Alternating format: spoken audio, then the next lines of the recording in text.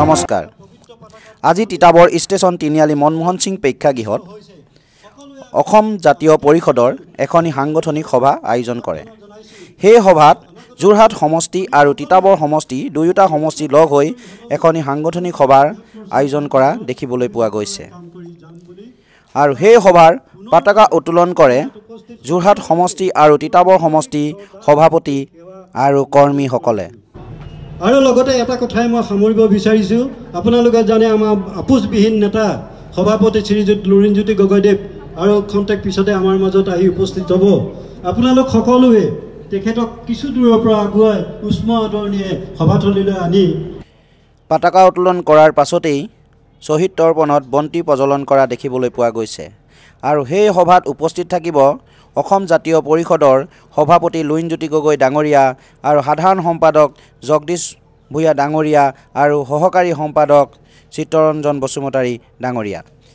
কেন্দ্ৰীয় নেতৃত্বক আগবঢ়াই আনিবৰ কাৰণে কৰ্মীসকলক দেখিবলৈ পোৱা গৈছে। এয়া বৰ্তমান জগদীশ ভূঞা ডাঙৰীয়া আহি তিতাবৰত বৰ্তমান উপস্থিত হৈছে। এনেধৰণেই কৰ্মীসকলে উল্লাস উদ্দীপনাৰে আগবঢ়াই নিয়া দেখিবলৈ পোৱা গৈছে।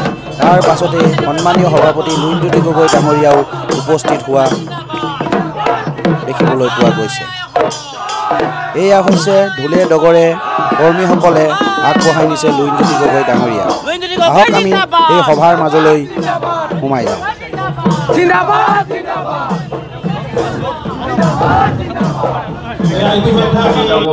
মৰিয়নি আৰু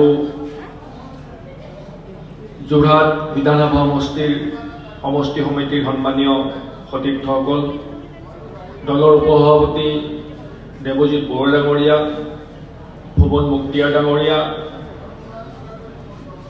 উপস্থিত আমাৰ দলীয় সতীৰ্থসকল, সাংবাদিক বন্ধুসকল, বিশিষ্ট ব্যক্তিসকল, সন্মানীয় ৰাইজ, এইখন মূলত আমাৰ দলৰ সাংগঠনিক সভা। গতিকে আমি দলৰ সাংগঠনিক চিন্তাধাৰাৰ মাজত আমি আমাৰ কথাবোৰ আবদ্ধ ৰাখিম।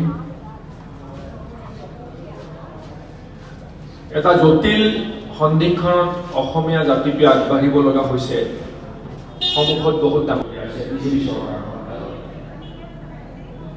কিন্তু তাৰ মাজত এই সময়ছোৱাত অসমৰ জনসাধাৰণৰ অৰ্থনীতিটো এইদৰে বিপৰ্যস্ত কৰি পেলোৱা হওক, ভাঙি পেলোৱা হওক, ষড়যন্ত্ৰমূলকভাৱে পথাৰৰ খেতি নহয়, পথাৰটো চন পৰি গ'ল, জীৱিকা নিৰ্বাহৰ পথ পৰিয়ালবিলাকৰ নোহোৱা হৈ গ'ল, নিবনুৱা যুৱক যুৱতীয়ে চাকৰি নোপোৱা হ'ল, ইঞ্জিনিয়াৰিং পাছ কৰা ল'ৰা ছোৱালীয়ে, এম.এ. পাছ কৰা ল'ৰা ছোৱালীয়ে চতুৰ্থ তৃতীয় শ্ৰেণীৰ চাকৰিৰ কাৰণে এপ্লিকেশ্যন লৈ লাইন পাতি যাব লগা হ'ল।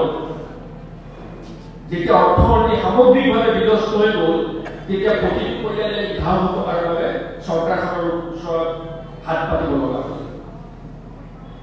সকলো মানুহকে পৰমুক্ত ব্যক্তি বনাই দিয়া হ'ল।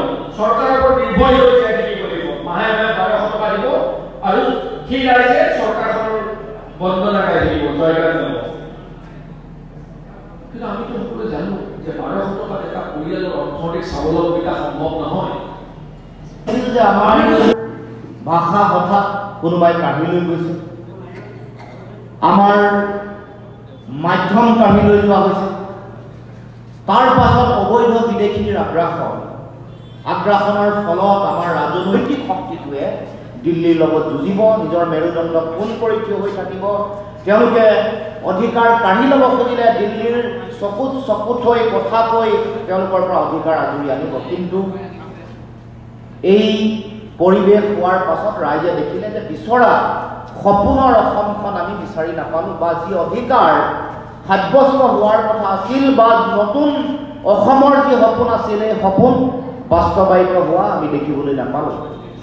তাৰ পাছত আপোনালোকে সকলোৱে জানে 85 গ'ল, 90 আহিলে, 96 গ'ল, 2006 আহিলে, 2001, 2005 আহিল, 10।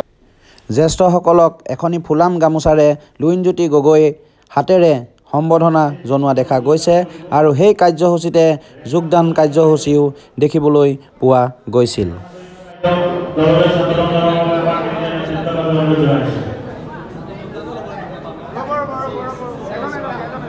ৰেখা হাজৰিকা বাইদেউ